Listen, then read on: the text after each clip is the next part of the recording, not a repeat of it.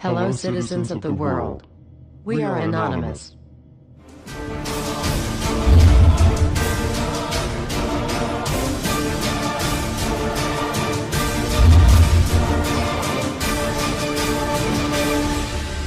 Guess what, world? We are back. Everywhere you look, corruption. We continue to fight pointless wars over lies, and we are killing innocents and letting our children die in wars just to ensure the Federal Reserve can continue their petrodollar scandal. We are sitting idly by while these crooks continue to loan fake money out to us at interest, stealing our homes, and enslaving our children. Let me make this extremely clear to all of you listening. Many corporations, especially the Federal Reserve, used the government to steal $17 trillion from your children. Your children did not have that money. They are now debt slaves. These people have stolen money from your children that are not even born yet, and sold their freedoms. They have enslaved you and many around the world. Wake up, world. And they did all of this by counterfeiting money and loaning it out at an interest. They have stolen hundreds of trillions from people around the world. Have you heard about Microsoft's Xbox manufacturers in China? They had to install suicide nets outside their buildings to ensure their employees don't jump out of the window to commit suicide. These are the conditions your children in the US will be working under when the debt is soon owed, and it will be owed. It is not a matter of if it will be owed, but it is just a matter of when. And it will happen as soon as the United States economy collapses, which will happen very, very soon. And if you think because you do not live in the United States this does not affect you, you are wrong. And you are next. The only way we can stop this is if we all unite together and fight it. People of the US are waking up to the Federal Reserve scandal, and the powers that be are currently afraid of retaliation. And that is precisely why they trying everything they can to disarm us. You know how the media has been saying gun violence has been out of control and at an all-time high. They are not simply twisting the truth here or exaggerating. They are absolutely bold-faced presenting lies to you. First off, realize, gun violence in the United States has always been shockingly low. And gun violence has dropped by 49% in the last 11 years. The already absurdly low gun violence in America has literally dropped in half. In half. The fact they are saying that it is at an all-time high perfect demonstrates how biased the government and the media is. If this doesn't prove to you that they have an agenda, then nothing will. Do you remember how the media keeps repeating that there has been 74 school shootings since Sandy Hook? Those 74 shootings were not even mass shootings like they claim. Most were suicides and none of them even took place at a school. Not a single one. They are presenting lies to you, America. When will you wake up? At some point you have to ask yourself, why would the government fake 74 mass school shootings involving children? If they get our guns, we will lose the fight against them. And they will take away absolutely all of your freedoms and you and your children will be forever slaves. And don't forget they purposefully put you and your children into that debt. And because the Federal Reserve is present in all countries, the other countries of the world are next soon after. This plan is called the New World Order. It is the same New World Order the Vice President of the United States called for on national TV a month ago. He said we need to strive for and complete the New World Order. This is also the same New World Order President George Bush and President Kennedy said is our country's lifetime goal. And the same New World Order George Bush said on national TV said will happen no matter what we do, and we cannot prevent it. This has all been a long-time plan. The Federal Reserve and their partners want complete control of humanity. We cannot let this happen. They want to rule over us, like kings and queens. And humanity will be forever lost to enslavement by a bunch of tyrants who have publicly admitted they want to kill off the majority of the population so the masses are easier to control. They are going to wipe your bloodline completely off of the earth. He'll tell you the order of things to happen. The enslavement will follow immediately after guns are taken away and you cannot fight back. If they cannot get the guns before the economic collapse, then they will wait until the economy collapses. When the economy collapses, people will be starving. There will be looters and shootings.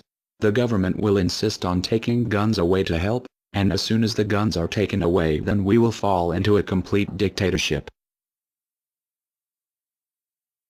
Do not fall for it. Remember, They are the ones who caused the economic collapse to begin with. This is the same tactic used on Germans and it worked. So expect it. As soon as the economy collapsed and the masses were starving, the German government asked the people to give up their rights and they listened. And then eventually the government was throwing the naked masses into giant burning hot ovens for mass execution. Do not give up your rights. Do not give up your guns. Fight back, as they were the ones who caused the problem. Just so you know, the people who are behind this Federal Reserve scam and New World Order are the same ones who funded Hitler's campaign. Make no mistake, these people are as brutal as Hitler himself, even more brutal. In fact, now we are going to show you some. Assuming America grows some balls and we win, we will need an overall plan. We have come up with a perfect plan. This plan offers extraordinary possibilities. It will make for the most beautiful and free world you can ever imagine. If we are successful, we can leave a much better for our children. A beautiful world. Watch every minute of the rest of the video. Do not skip a single bit of it, as it is all important. If this one video gets out to and can change the world, this is your opportunity to make a difference. Please share this video. What you want with it, get paid for the views. We don't care. Just get the message out there for the world to see. Now sit back and relax, enjoy the movie.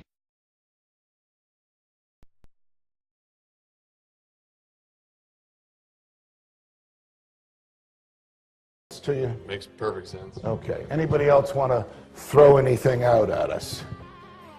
Sir? I think you're an anarchist and you don't know it yet.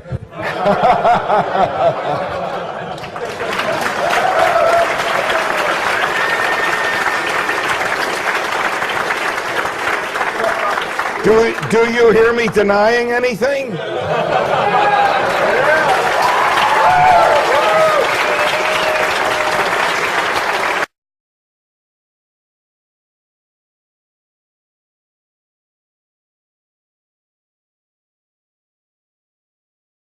Many people, when they hear the word anarchy, think of chaos and mayhem.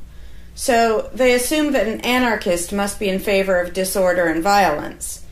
That is the complete opposite of the truth. Most objections and complaints about the anarchist or voluntarist philosophy are not actually about the philosophy itself, but result from people misunderstanding what the philosophy is all about. To illustrate a few points, we will use the example of two fictional islands. Authoritania, where there is a ruling class or government, and Anarchia, where there is no ruling class of any kind. We will use these islands to examine several common misconceptions about anarchism. Lots of people think anarchy means every man for himself, or survival of the fittest, or the absence of any social cooperation or organization. They think that anarchy means everyone has to be self-sufficient. This comes from the false assumption that some kind of government is necessary for any organization to occur. Whether it's part of a republic, a democracy, a kingdom, or a dictatorship, a ruling class issues orders called laws and punishes anyone who disobeys them. That is not cooperation. That's domination. It's one group forcing its will on another. Authoritarianism can be used to force people into organized patterns, but that does not mean that people are incapable of organizing their activities without being forced. The most productive and useful examples of organization that we see today are anarchistic in nature. No one was forced to build the grocery store you go to. No one was forced to produce or sell anything in it.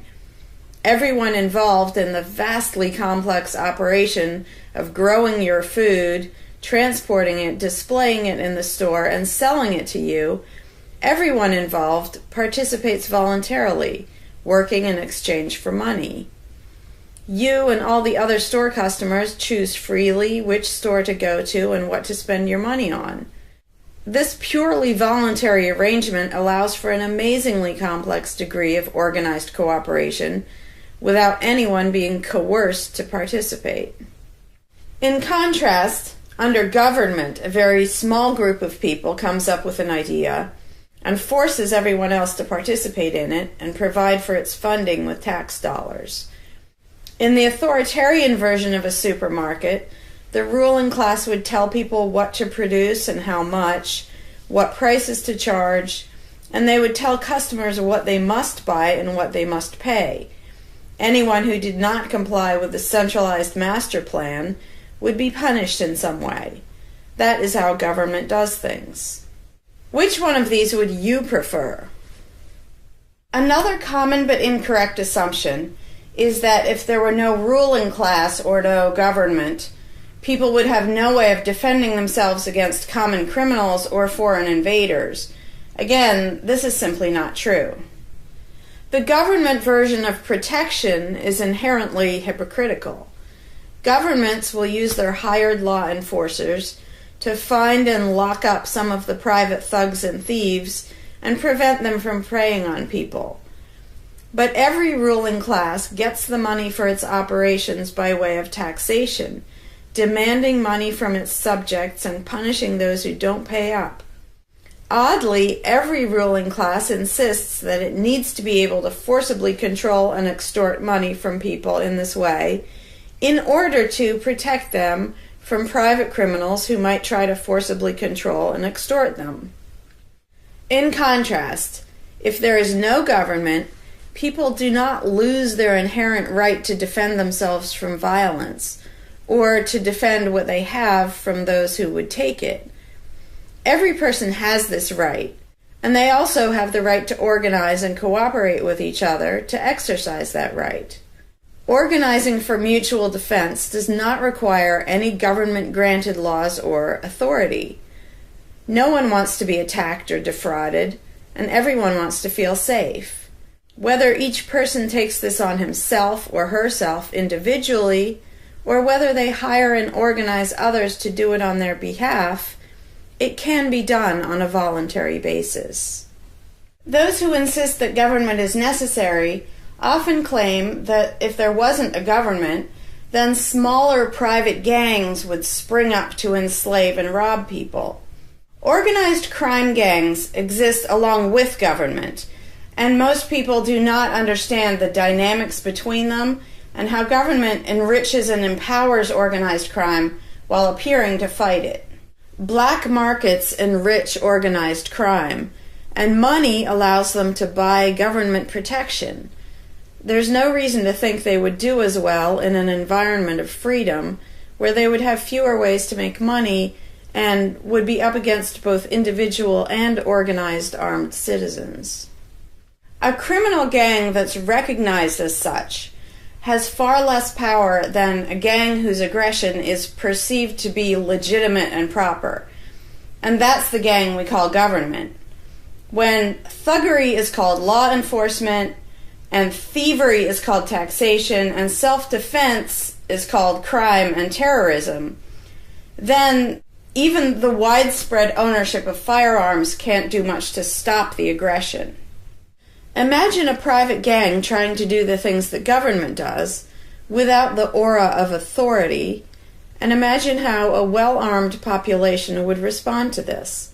The gang would fail quickly and dramatically. Another concern that people have when they first consider the idea of a stateless society is that some people are truly malicious, destructive, and sociopathic. The concern is that these people would be free to do anything they wanted and no one would stop them. But this concern is again based on a basic misunderstanding of human nature. Wherever we have a government ruling class, we still have freelance thieves and thugs who are not deterred by the laws of the politicians. In some instances, they're stopped by force by the police, or they decide not to commit a crime for fear of what the police might do to them. What makes this deterrence work is not the legislation or the official badges, but the simple threat of harm to the sociopath. It really makes no difference whether the threat comes from the police, or another citizen, or even another criminal. A sociopath doesn't care about laws or social rules. He cares about avoiding pain and hardship for himself. This is still true when a government ruling class is not involved at all. If the intended target of a would-be carjacker pulls out a gun, it doesn't make any difference to the carjacker whether that person has a badge or whether there's a law against taking people's cars.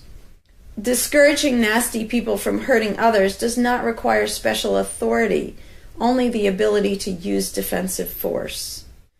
Ironically, though people hope that government will protect them, having a government, a gang which is believed to have the right to tax and control people, just creates one gang so big and powerful that normal people can't resist it. In short, to create a huge gang and then give it societal permission to control and extort people with the hope that this gang will prevent theft and thuggery is simply a self-contradictory idea, but that's what government always is. Some people might assume that if people organize for mutual protection and defense, then that's what government is. But there's an essential difference. People coming together to do something that everyone has the right to do, such as defend yourself, doesn't require any special authority. It's not government unless one group of people claims the right to do things which others do not have the right to do, such as taxing and controlling innocent people. Organized defense can be very effective without supposing the special right to rule over others. In other words, without being government. In contrast, governments rob the people they rule of far more wealth than private crooks could ever manage, making the idea of a protector government ridiculous. Another common objection to the idea of a stateless society is the notion that, if not for a group of lawmakers telling the rest of us how to behave, we would all behave like stupid, irresponsible, violent animals. This claim implies one of two things. Either we normal people have no idea what is right and wrong unless and until politicians tell us, or the only reason we want to do the right thing and coexist peacefully is because politicians told us to. A quick examination of your own motivations will show you that neither of those things is actually true. It's particularly odd to make this argument in a society where politicians are voted into power. If the people themselves have no moral code and no conscience, and are just stupid, violent animals, why does almost everyone want government to keep the peace and protect the innocent? Would a population of vicious, heartless, evil people try to elect good people to keep the evil people in line? Obviously not. The goodness and the desire for order and peace comes from us, not from the lawmakers we vote into office. The same holds true of everything that government does. If people are so short-sighted and selfish that they can't be trusted to voluntarily organize and raise money for whatever they deem important, then how can those same people be trusted to decide who should be in power? The implication is that the average person can't be trusted to run his own life, but can be trusted to choose someone to run other people's lives. Government is really not a civilizing influence. It's actually an uncivilizing influence. People who would never personally rob their neighbors constantly use the government to do it for them by way of taxation. People who would never dream of trying to control minute details of their neighbors' lives think it's just fine to vote for politicians to do it instead. Government gives everyone the opportunity and encouragement to rob and control other people without risk. So government, rather than serving as a check against the imperfections of our nature, instead drastically amplifies our greed, irresponsibility, and malice towards other human beings by giving us a legally acceptable and risk-free way to interfere with the lives and choices of our fellow men and women. Government brings out the criminal and busybody in everyone. In contrast, in the absence of a ruling class, people would lose their ability to ask lawmakers to interfere with their neighbors' lives. And we would not have law enforcers who could avoid responsibility for evil deeds by claiming that they were just following orders. Throughout history, far more theft, assault, oppression, and even murder has been committed by those acting on behalf of a supposed authority than by anybody else. Even basically good people, when they believe in government, will condone things or do things which they know would be wrong if they did them on their own.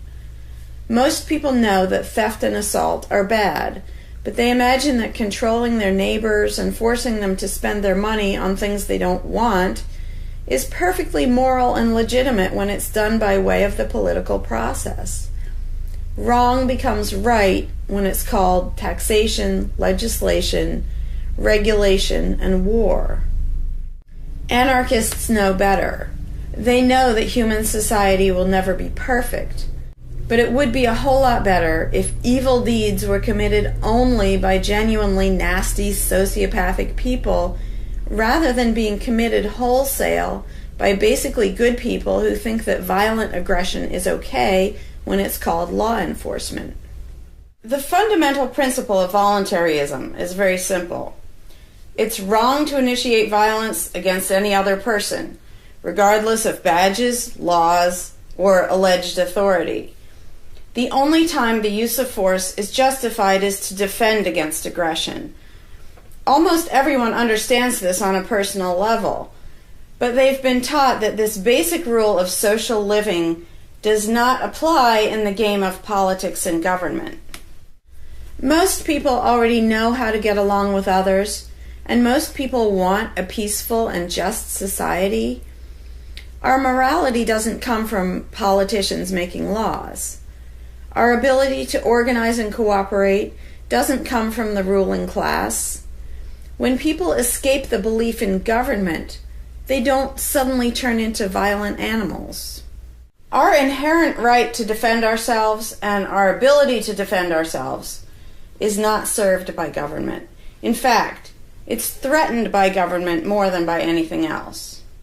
Ruling classes do not produce peaceful coexistence, but rather perpetual conflict and violence. Our belief in government authority takes our compassion, virtue, and good intentions and turns them into power for people who crave power and riches. Of course, the people who benefit most from the political racket will put a good spin on the system and do their best to convince people that it's a social necessity. But ask yourself this: have the thousands of laws, regulations, and taxes imposed on you by politicians made you a better person? Have they made you more productive or more caring? Is the world better off with the politicians taking your money and telling you how to live your life? Or do you think it might have been better off if you'd been allowed to spend your own money and make your own decisions?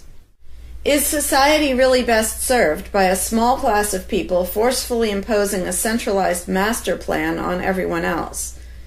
Can the orders and threats of a ruling class make the world what it should be? Or would society be better served by human freedom and respect for individual rights, by voluntary cooperation and peaceful organization? If this second option sounds better to you, maybe you should learn more about anarchism. Some people dismiss anarchism as a utopian idea that would only work if everyone were generous and compassionate. Obviously, everyone is not generous and compassionate all the time. But these people need to look at the other side of the coin. If people are too stupid, greedy, and malicious to be free, aren't they too stupid, greedy, and malicious to be trusted with power over others? Whether people are inherently good, bad, or some of each, giving a person power over others is not going to make that person better. In fact, power has historically been known to corrupt people and make them worse, whereas the discipline imposed by the equal freedom of everyone else brings out the best in human nature. Most people today think that we need some form of government because they mistakenly believe that obedience to authority makes us all more civilized, moral, and peaceful. In reality, it has always done exactly the opposite. Everyone knows that governments can be corrupt, abusive, inefficient, counterproductive, even tyrannical. But most people assume that the way to fix that is to get the right people into power. People have spent centuries trying to create a good society using different kinds of ruling classes, different legal structures, different ways of choosing the rulers, and so on. But every governmental construction has resulted in freedom and riches for some, and oppression, violence, and poverty for others. What if, instead of deciding what the throne should look like and who should sit on it, all people of goodwill embraced the non-aggression principle? What if, instead of looking to a ruling class to impose our values on society, we embraced the concept of self-ownership? These principles are simple and easy, to the point of being self-evident, but they're diametrically opposed to the authoritarian principles that most of us have been indoctrinated with. Anarchism does not mean chaos and violence, or every man for himself. Having no government does not mean having no morality, no organization, and no cooperation. Simply put, anarchism does mean that no one is your master and no one is your slave. And that's all it means. Howdy, Larkin Rose here. I'm feeling slightly less than entirely patient and polite today, so if this video gets slightly caustic, too bad. This video is for all the people who are constantly saying, well, if not for government, we couldn't have roads, or we couldn't have police, or nobody would care for the poor, or we wouldn't be protected, whether it's from local thugs or from foreign invaders. We wouldn't have this, we wouldn't have that. So thank goodness we have government and taxes, because we wouldn't have any of those things. And the first way I'd respond to that is by pointing out the assumptions that underlie that complaint, that argument. Basically what people are saying, because let's be clear about what the terms mean, government is the people who boss everybody else around. And taxes are those people demanding money from us. So they basically tell us, hand over a whole bunch of money and we'll decide how to take care of you. We'll decide how to spend your money. If we don't like it, too bad, we don't really have a choice. Like, well, you can vote in a few years and maybe something will change, even though it totally won't. So that's what people are saying. Basically, if we didn't have a ruling class stealing our money and then supposedly spending it to protect us, how could we possibly have roads or anybody to protect us? The implication is that in this country, for example, 300 million people would just sit around thinking, oh, we can't do it. Without politicians and tax collectors, we can't have a road, we can't protect each other, and we can't... And it rests on this bizarre assumption that things that almost everybody wants, they wouldn't do anything to make happen unless there were politicians forcing us to give them money so they can make it happen. And so an example I like to use is, let's apply the same argument to food, because food is pretty darn important. I think everybody can agree. Let's apply the same argument that statists use about the roads or caring for the poor or protection or anything like that. The argument would go like this. Now, in the context of food, listen how idiotic this is. If we don't have government demanding money from all of us under the threat of caging us, and that's what taxation is, here's the money you have to give us, here's the nasty things we do to you if you don't. If that didn't happen so that they could build a big food production and distribution system and feed us, well, we'd all starve. We'd all just sit around saying, gosh, I wish we had food, but you know, no politicians and tax collectors. We're just going to sit around and starve to death. Now, in this country, nobody would believe something that stupid, because all you have to do is go to a supermarket and see a perfect example of really efficient, organized cooperation that nobody is forced to do. There is no, you know, if you're going to make the argument that people make about roads and protection and all that, you'd say, well, nobody is forced to make any food for anybody in this country. How do you know everyone's just going to say, well, it's not my job, and we'll all starve to death? There's no guarantee. There's no master plan guaranteeing that we'll all have food. So obviously we're all going to starve if we don't have an authoritarian government stealing our money and then making food and giving it to us. Because golly gee, we couldn't possibly do it voluntarily ourselves. Again, in this country, nobody makes that argument because they see it happening voluntarily. Nobody involved is forced to do that. Nobody is forced to make you a single bite of food. There is no guarantee at all from anybody. And yet, Americans are, by and large, hugely overweight. Obviously, we don't have a lack of food. We might have a lack of healthy food. But obviously, we see that example, oh, we can handle that. You know, voluntarily, mutual cooperation, that's fine for food, but for some reason, it's not okay, and we can't even fathom the idea of the exact same thing handling roads, or handling protecting us, or other things that almost everybody wants. So there's, in the question, is this bizarre assumption that everybody will sit around really, really, really wanting something, but because there aren't politicians bossing us around and stealing our money, well, how could we possibly do it? And one of the most common things is, who will build the roads? Which is amazingly stupid to me.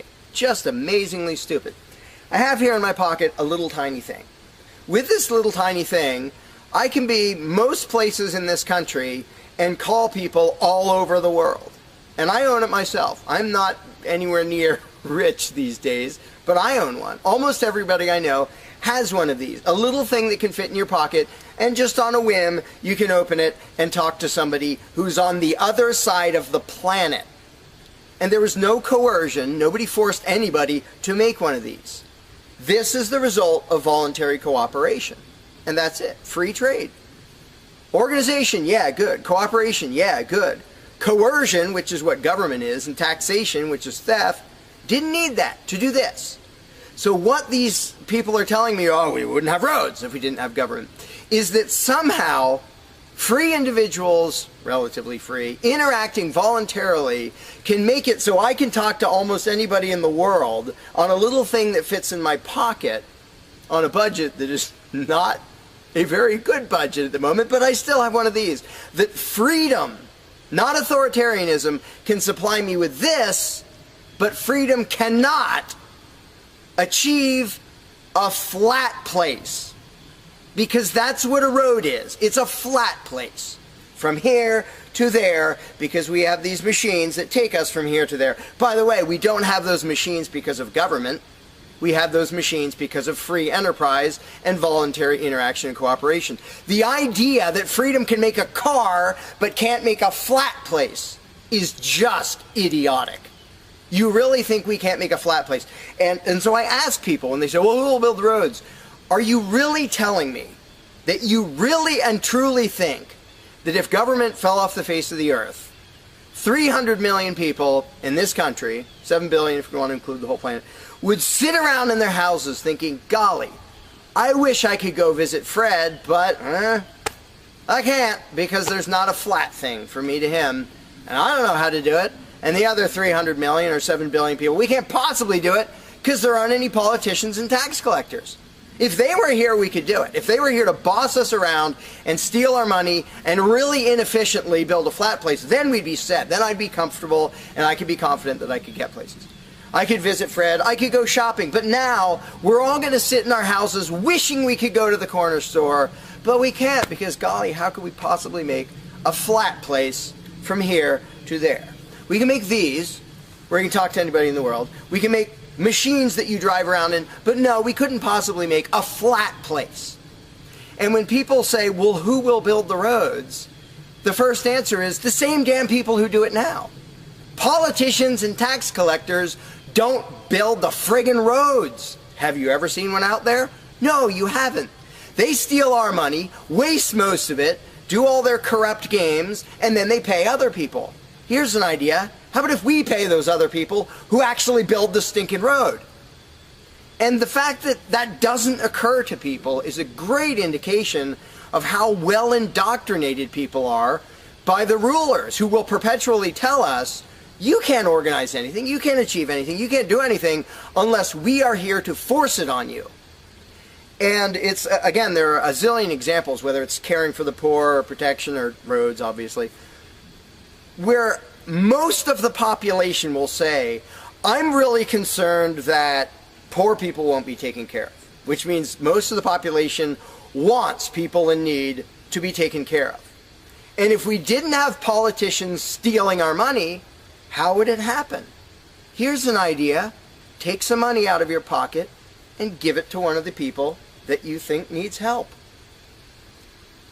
Why would you not comprehend that, but you would comprehend some guy 1,000 miles away passing a law to send an armed thug to take your money, to waste 90% of it, and then give a little bit to somebody who may just be defrauding the system or may actually need it? And the amount of indoctrination required to make people even ask these questions of how could we possibly do this without government? What do you think government adds to the equation? It doesn't add any resources. It doesn't create anything. Everything it gives away, it steals from us first, by way of taxation. It doesn't add any skills. It doesn't add any knowledge. The people who are here would still be here if the institution of government fell over. We have all the know-how, we have all the resources, all the technology. The only thing it adds is one group that's imagined to have the right to violently assault and control and extort everybody else. So what the question really means is, how could we have a road, or how could I help that poor, or how could that poor person be helped, or how would anybody protect us if there wasn't a gang of thugs with permission to violently control and rob us? And when you recognize that that is literally what the question means, you already see how utterly idiotic it is. And it's completely the result of authoritarian statist indoctrination. Nobody would come up with that on their own. And you obviously don't see that with the example of food or cars or cell phones or anything else. Nobody says, we won't be able to talk to each other unless there's a gang of thugs that's allowed to boss us around and steal our money. And just economically, how stupid you have to be to think that's a good idea. Here are your choices. Let's do this. I'll give you these two choices for how you will be fed from now on. Either you can go spend your own money wherever you want. You can go to the supermarket or the local this or the local grocery, whatever you want. You can go decide what you want, and they'll tell you the price. You decide what you're going to buy and how much. And you can go to different places and you can shop around and you can do all that. That's option number one. But let me warn you, option number one does not give any guarantee that you will be fed. There's no master plan forcing people to feed you. So, oh my gosh, you better be really scared of that option, despite the fact that you can do it day after day and it works really darn well and feeds pretty much not only this country, but with a massive surplus. So that's option number one that apparently statists are scared of. Option number two is politicians will take as much money of yours as they decide to take. Then they will decide what, if anything, they will buy with that money in terms of food to give to you, to feed you. Do you really think that will serve you better, that will feed you better? Yeah, I'm much more comfortable that I'll have I'll be fed, I'll be secure, everything will be okay. If a gang of thugs who doesn't really care about me steals my money and then decides what, if anything, to give me back from what they stole. But that is implied in the question, whatever you put in the blank. How are we going to have blank if not for government? What you're saying is, how can we, the people who really want roads and food and cell phones and protection and all the things that almost everybody wants, how can we possibly have that unless we give someone permission to steal our money and boss us around and then decide what they're going to give us? And the same thing applies no matter what you put in the blank. How will we possibly do blank without government? One of the silly ones is caring for the poor. How will we care for the poor? Think of what that means. Like when more than half the country votes for a party to take care of the poor, it's more than half of the country saying, we're really concerned and we want to make sure that the less fortunate are taken care of, but we don't believe that normal people acting in freedom will take care of them. Well, if the people didn't care about the poor, they wouldn't win the election. By definition, if you vote for a welfare state, you're an idiot. Because either people are heartless bastards and you're going to lose, or people are compassionate and giving and you don't need to win. Just give them your stinking money. But people play the game, and that's the Democratic Party lives off of the idiotic notion that you're all so heartless that you should vote for us to steal your money to give to the poor. And half the country falls for it. Yeah, we're all so heartless that we voted you into office for the specific purpose of taking our money to help the less fortunate. That's just freaking brilliant. How about if half the country just gave their stinking money to the less fortunate? And then the less fortunate would all be rich, because it would be 1 trillion times more efficient than the government version of welfare ever is. Also, it would be actual charity instead of mass theft and corruption and fraud and all that fun stuff. But what takes the cake, the ultimately insane thing, whatever you put in that gap, how can we have blank without a parasitic ruling class and a bunch of hired thieves? It's just a stupid question, but it's extra super stupid when what's in the blank is, how will we be protected? Who will protect us from thieves and robbers if we don't have government? It's the most idiotic question. It's also the most frequent question from statists. So here's what the question literally means. If we don't give a certain gang of people permission to violently control us and take our money under threat of putting us in a cage, who will protect us from people who might commit aggression against us and take our money? Wanting government for that is exactly as brilliant as saying, we have to have a carjacker in our town, otherwise somebody might steal our cars. Government is an appointed thief. If you don't think taxation is theft, first of all, you're a really well-trained slave. Second of all, try not paying, see what happens. See if they say, oh, it's quite all right. Or if they say, no, you're going to pay, or we're going to take your stuff, or eventually we'll put you in a cage. And when people say, that's not theft, because we get something back. Learn to think. And I use this example all the time, and all I ever get is stupid looks from statists in response.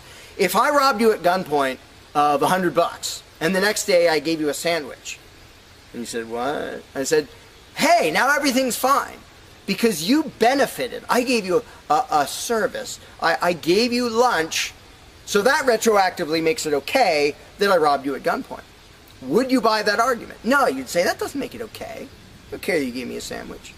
And yet every statist makes the exact same argument when it comes to government. Well, we get some stuff for it after they demand our money under threat of violence and putting us in a cage. Then we get services or goods. And we don't get what we asked for, and we get lots of things we didn't ask for. But we kind of get something, and that retroactively makes it okay for them to say, give us this much of every paycheck you make, or we're sending men with guns to take your property. And the slaves justify their own enslavement. I'm proud to pay my taxes. I'm proud to get robbed by a parasitic ruling class and get a little bit back and feel good about it. Like, not only is that legitimate and justified, but I feel proud that I let myself get robbed by a bunch of crooks and parasites. But again, the ultimate thing is protection. When people say, who will protect us from aggressors and thugs and thieves if we don't have a government? Even though what government is, by its very nature, is a gang of aggressors and thugs and thieves. They issue commands. Every law they pass is a command backed by a threat of violence. You have to do this, you're not allowed to do that. Here are the nasty things we will do to you if you get caught disobeying. I mean, everybody knows that, even though they don't usually say it in terms that blunt and honest and accurate. But to say we need taxes to be protected is as stupid as you can get. It's saying we need theft to avoid theft. And the fact that people are trained to use different words so that this theft sounds okay. It's legalized, it's taxation, and we voted for the people who robbed us. Like, we got to elect our local carjacker, and that means he represents us when he demands our car and points a gun in our face. He's serving us as he steals our car, because he's going to use that car and sell it and make money to make sure nobody else steals our car. That is the essence of government. And the fact that you have hundreds of millions of victims of that scam vehemently defending it and saying, I'm not going to give that up. I don't want to give up government. Who would protect us? I don't want to give up the biggest aggressor on the planet, the biggest thief on the planet. Look at your tax bill and see how much private crooks steal from you. So before you ask that question, before you ask, how could we possibly have roads or protection or water or air or Christmas or Santa Claus or any of the zillion things that statists imagine we can't possibly have without a ruling class. Think about what the question actually means. Because when you get to the point where you understand the implications of your own question, asking, how can we possibly have this without a parasitic gang of thugs robbing us? When you actually understand what you're really asking, you won't ask the question because you will realize it's completely freaking idiotic.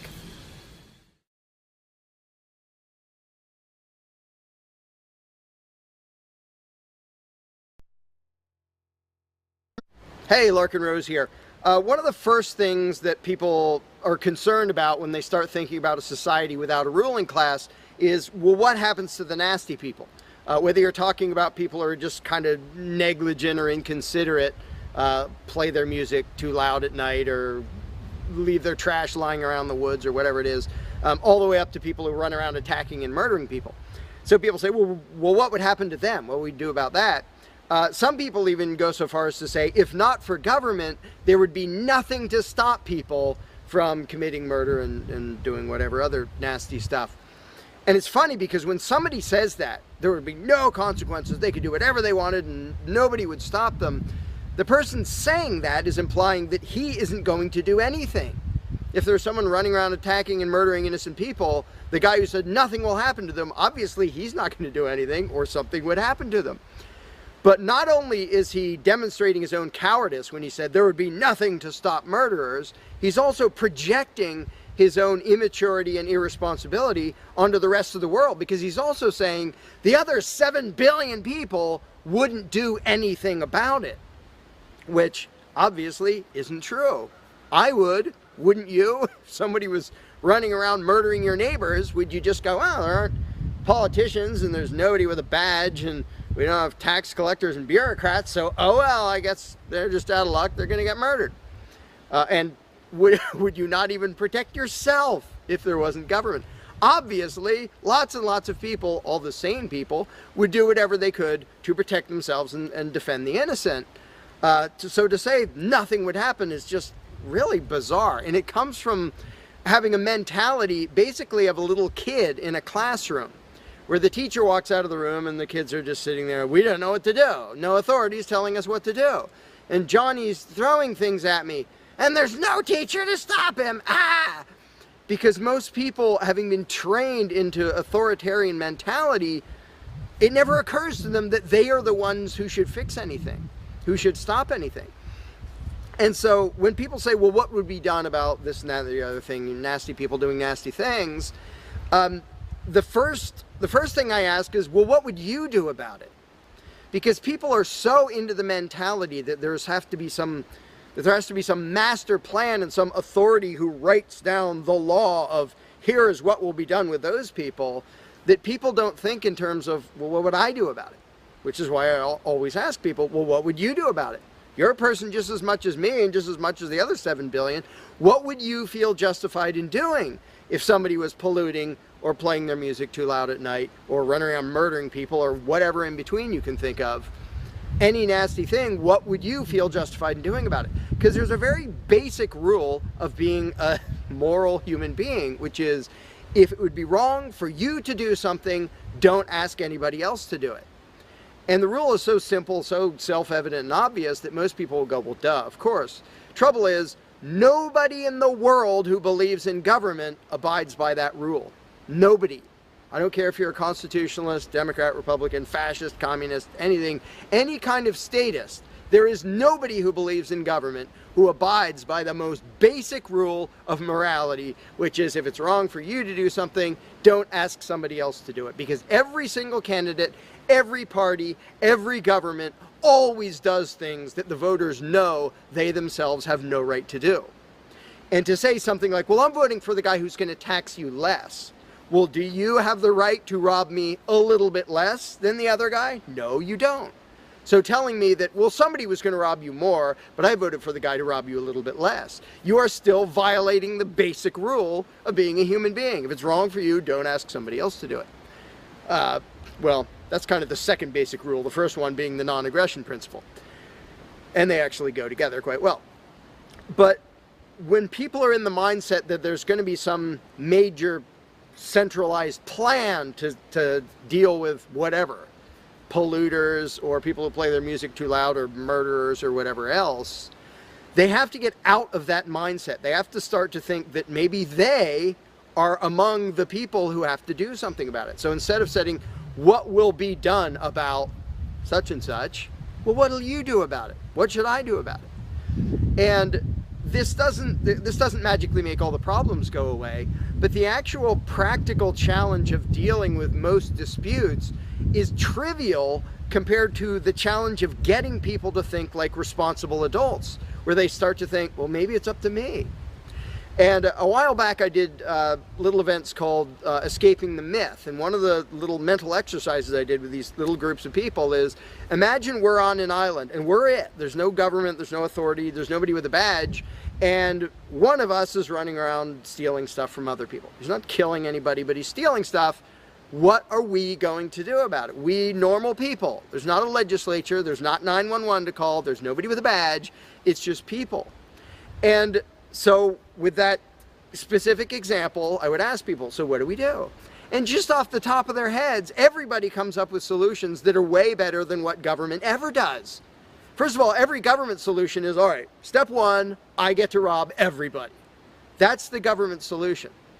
Well, we're going to tax everybody so we have the resources to stop that other robber. Well, in the island scenario, nobody is stupid enough or insane enough to start with that, to say, well, let's see, so somebody's stealing our stuff. Okay, first, I get to rob all of you so that I have the resources to protect you from him. Nobody is that insane. Everybody is insane enough to believe that who believes in government. And I did for many years.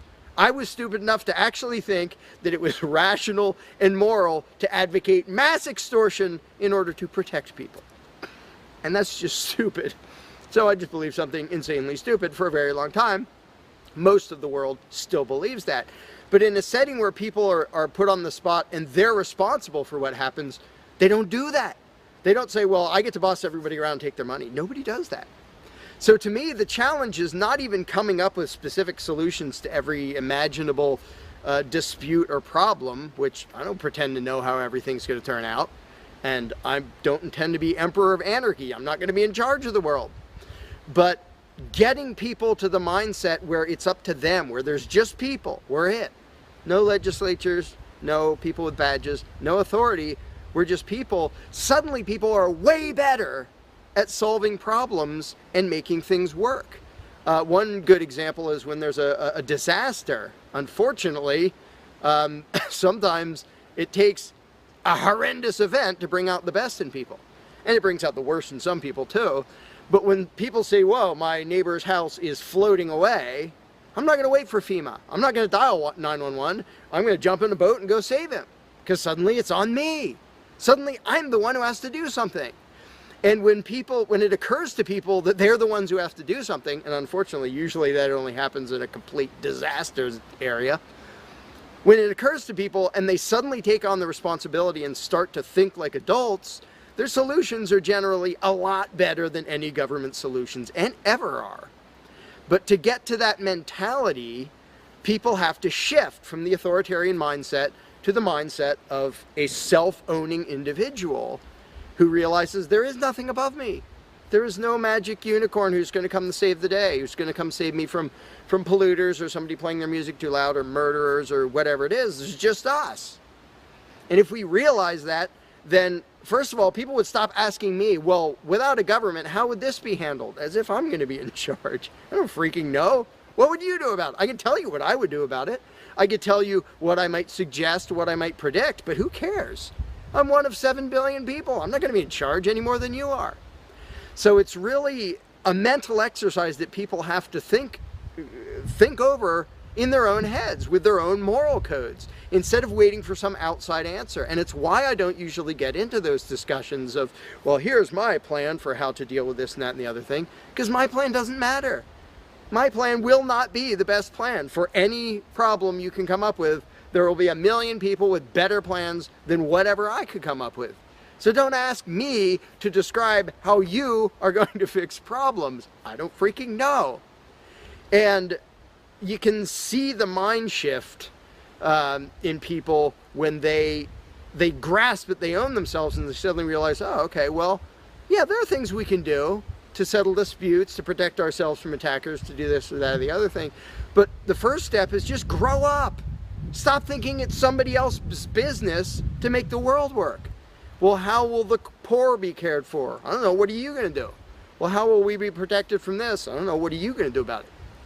And it is inconvenient. It's inconvenient to be a free person where you can't just be a kid in a classroom whining to the teacher to save the day and fix everything and make everything work, where you actually have to be a responsible adult. And that's one of the main reasons why people like the belief in authority, because then they can live with the lie that all they have to do is obey and do as they're told and everything will be okay. First of all, no, it won't be okay. Second of all, you're not even being a human being. You just threw your free will out the window and became somebody's slave in the hopes that that would help humanity. It doesn't help humanity for you to be a slave. It doesn't help humanity for everybody else to be a slave.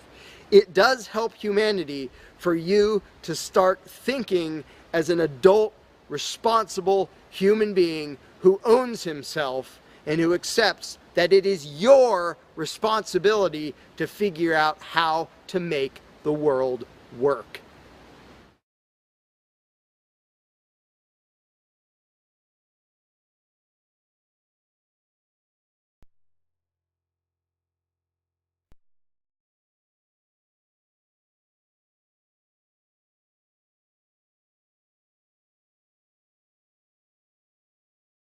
You cannot begin to imagine in how many ways the world is the opposite of what you have been taught to believe.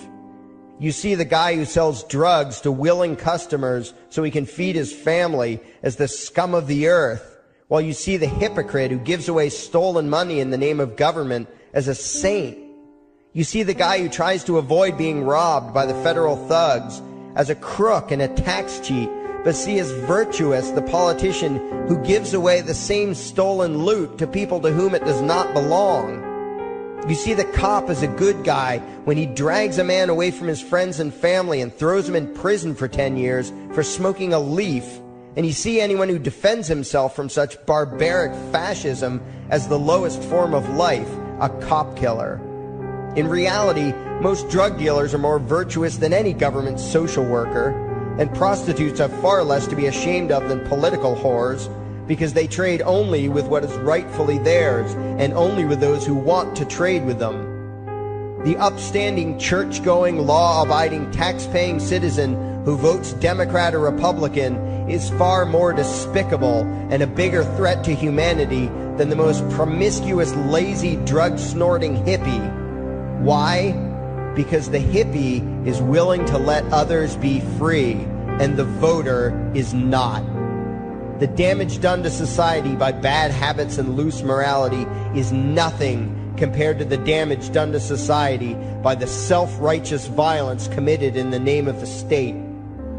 You imagine yourselves to be charitable and tolerant when you are nothing of the sort. Even the Nazis had table manners and proper etiquette when they weren't killing people.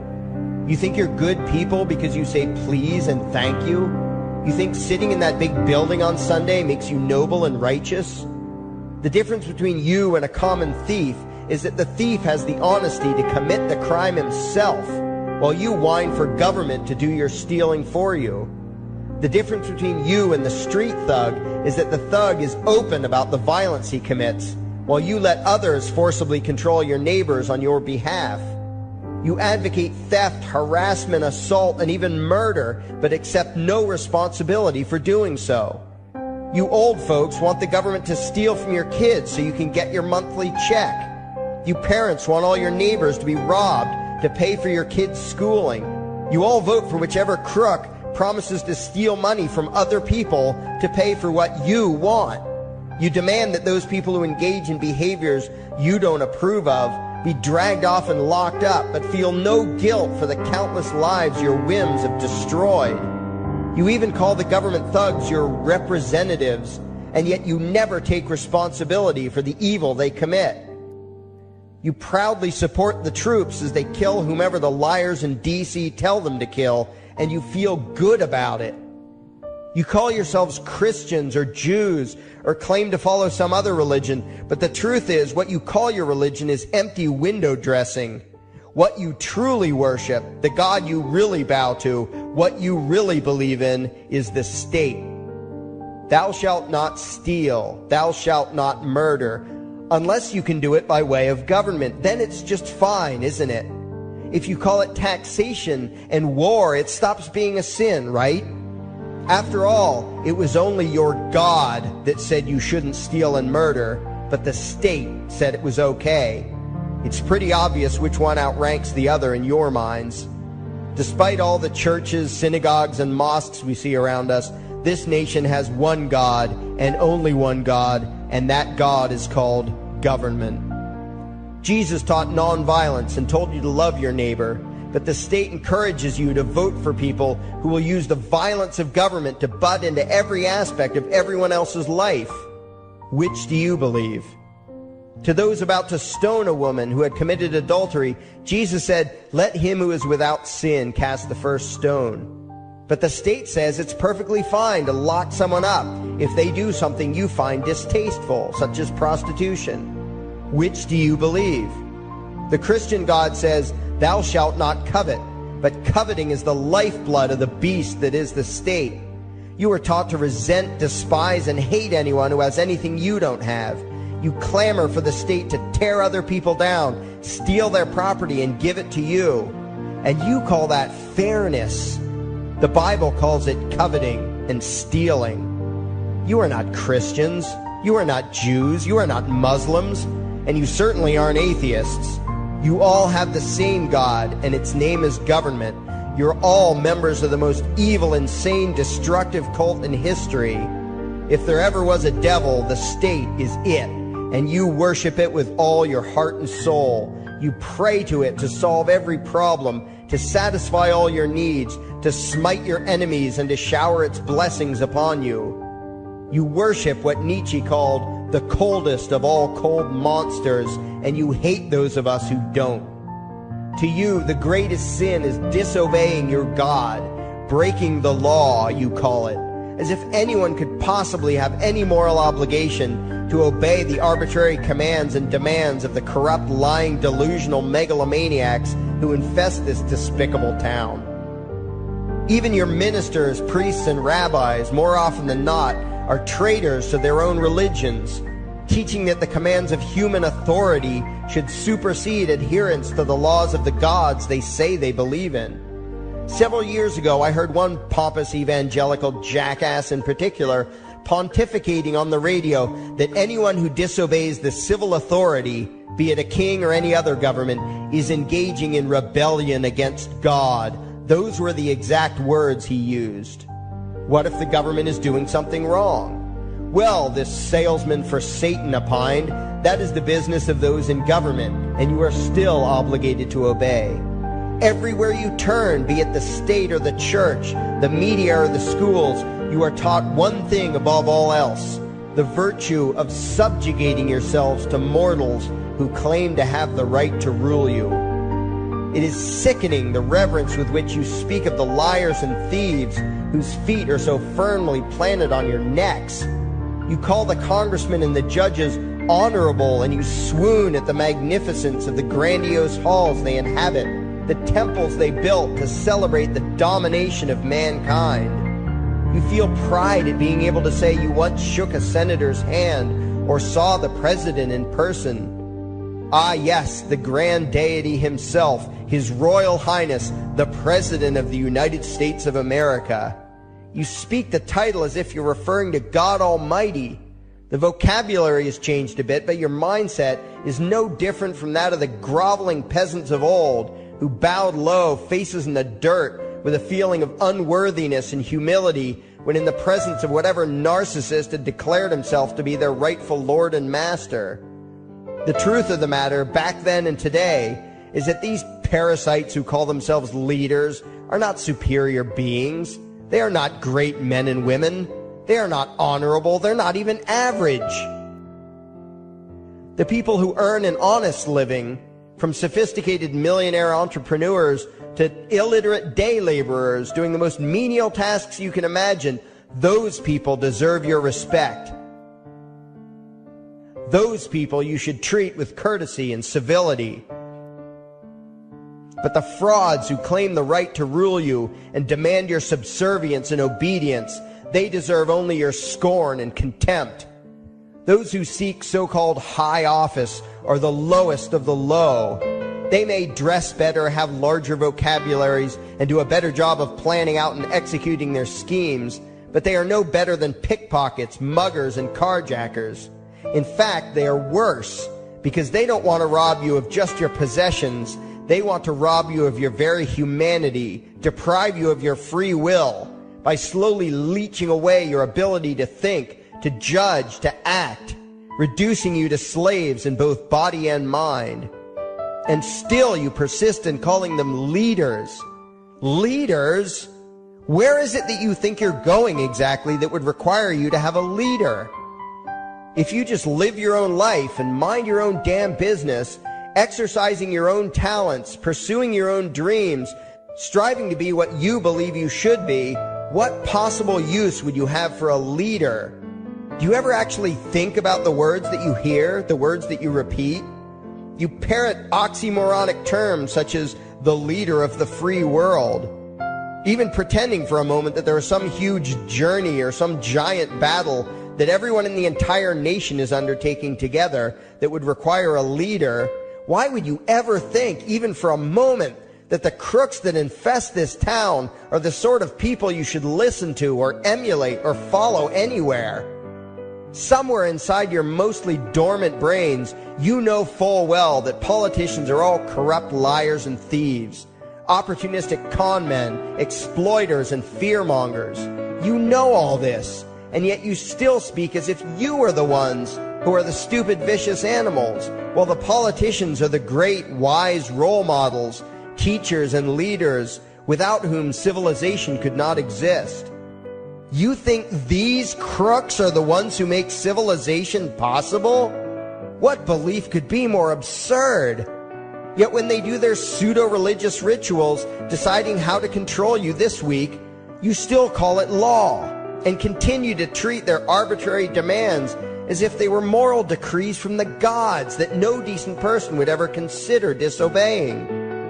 You have become so thoroughly indoctrinated into the cult of state worship that you are truly shocked when the occasional sane person states the bleeding obvious. The mere fact that the political crooks wrote something down and declared their threats to be law does not mean that any human being anywhere has the slightest moral obligation to obey. Every moment of every day, in every location and every situation, you have a moral obligation to do what you deem to be right, not what some delusional bloated windbag says is legal. And that requires you to first determine right and wrong for yourself, a responsibility you spend much time and effort trying to dodge. You proclaim how proud you are to be law-abiding citizens and express your utter contempt for anyone who considers himself above your so-called laws, laws that are nothing more than the selfish whims of tyrants and thieves. The word crime once meant an act harmful to another person. Now it means disobedience to any one of the myriad of arbitrary commands coming from a parasitical criminal class. To you, the term crime is nearly synonymous with the word sin, implying that the ones whose commands are being disobeyed must be something akin to gods, when in truth they are more akin to leeches. The very phrase, taking the law into your own hands, perfectly expresses what a sacrilege it is in your eyes for a mere human being to take upon himself the responsibility to judge right from wrong and to act accordingly, instead of doing what you do, unthinkingly obeying whatever capricious commands this cesspool of maggots spews forth. You glorify this criminal class as lawmakers and believe that no one is lower than a lawbreaker, someone who would dare disobey the politicians. Likewise, you speak with pious reverence of law enforcers, those who forcibly impose the politicians' every whim upon the rest of us. When the state uses violence, you imagine it to be inherently righteous and just, and if anyone resists, they are, in your eyes, contemptible lowlifes, lawless terrorist criminals. Like the lawless terrorist criminals who helped slaves escape the plantations. Like the lawless terrorist criminals who helped Jews escape the killing machine of the Third Reich. Like the lawless terrorist criminals who were crushed to death under the tanks of the Red Chinese government in Tiananmen Square. Like all the lawless terrorist criminals in history who had the courage to disobey the never-ending stream of tyrants and oppressors who have called their violence authority and law. And that includes the lawless terrorist criminals who founded this country. Everything you think you know is upside down, backwards, and inside out. But what has to take the cake, the height of your insanity, is the fact that you view as violent terrorists the only people on the planet who oppose the initiation of violence against their fellow men. Anarchists, voluntarists, and libertarians. We use violence only to defend ourselves against someone who initiates violence against us.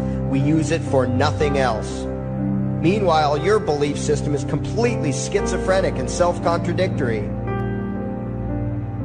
On the one hand, you teach the young slaves that violence is never the answer.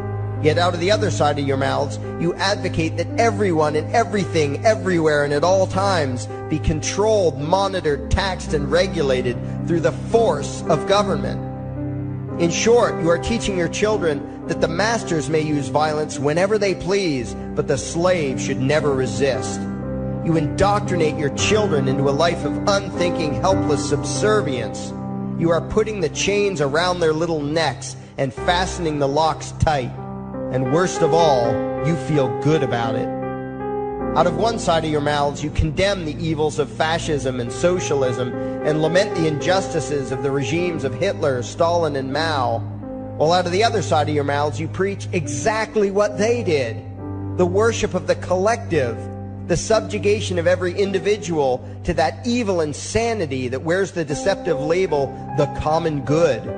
You babble on and on about diversity and open-mindedness, and then beg your masters to regulate and control every aspect of everyone's lives, creating a giant herd of unthinking conformist drones. You wear different clothes and have different hairstyles, and you think that makes you different. Yet all your minds are enslaved to the same club of masters and controllers. You think what they tell you to think and do what they tell you to do while imagining yourselves to be progressive, thinking, and enlightened. From your position of relative comfort and safety, you now condemn the evils of other lands and other times while turning a blind eye to the injustices happening right in front of you. You tell yourself that had you lived in those other places, in those other times, you would have been among those who stood up against oppression and defended the downtrodden. But that is a lie. You would have been right there with the rest of the flock of well-trained sheep, loudly demanding that the slaves be beaten, that the witches be burned, that the nonconformists and rebels be destroyed. How do I know this? Because that is exactly what you are doing today. Today's injustices and oppressions are fashionable and popular, and those who resist them, you tell yourselves, are just malcontents and freaks, people whose rights don't matter, people who deserve to be crushed under the boot of authority. Isn't that right? You bunch of spineless, unthinking hypocrites, look in the mirror. Take a good look at what you imagine to be righteous and kind. You are the devil's plaything. The crowds of thousands wildly applauding the speeches of Adolf Hitler, that was you. The mob demanding that Jesus Christ be nailed to the cross, that was you. The white invaders who celebrated the wholesale slaughter of those godless redskins, that was you. The throngs filling the Colosseum, applauding as the Christians were fed to the lions, that was you.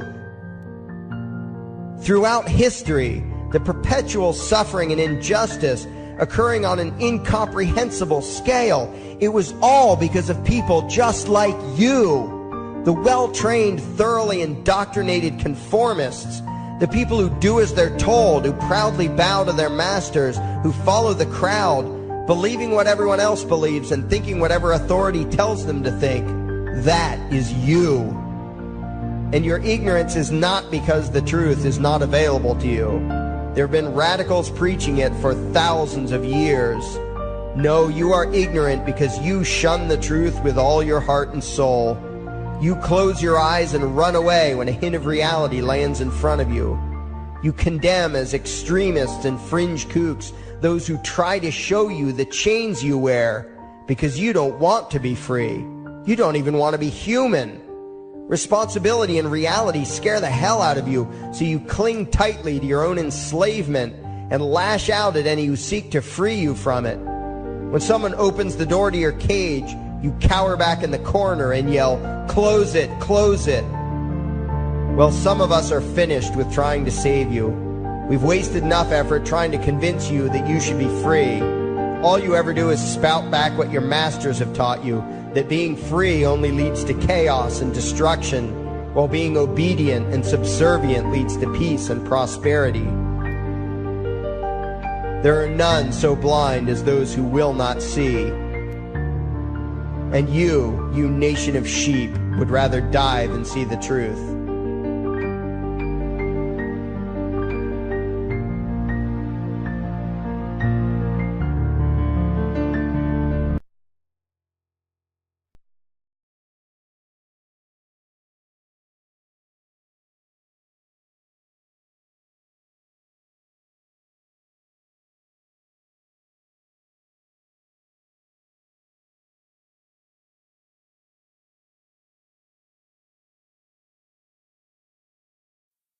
There is something I need you to do. Favorite, like and share this video.